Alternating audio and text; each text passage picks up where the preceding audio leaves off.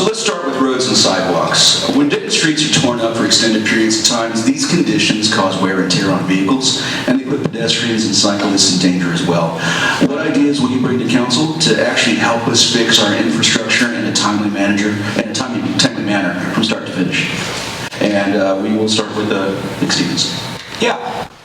So let me tell you what I do for a living. I run a surety bond agency, and so these are financial guarantees given to contractors. In other words, my job is to work with the municipalities, school districts, the federal government to make sure that construction companies do their jobs correctly and on time, and if they don't, I pay out for it. Now, just to make the record straight, in all of my time in this business, I've never once done business in Denton. I will never do business in Denton with a contractor because I think that's sketchy, quite frankly. And so, that being said, this is what I work on every single day. And I look at the contracts we have and I see how they're broken and how we can do better.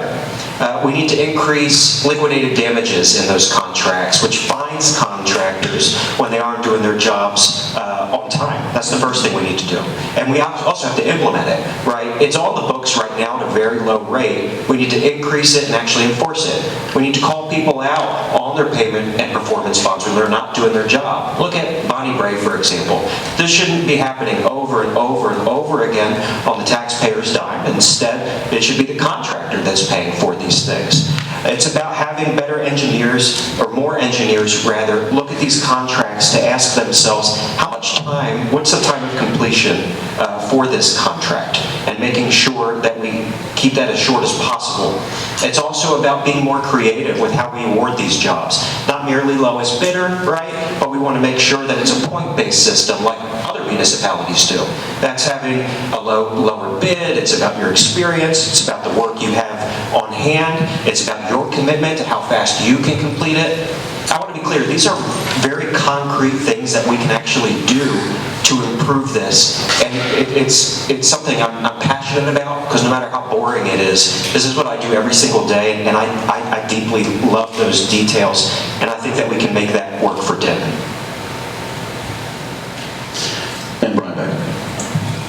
Thank you for the question. One of the things that happened around the time that I came on council was we went to a complete streets approach, where, and this was in response to this constant tear out and rebuild and tear out and rebuild and lack of coordination between different utilities.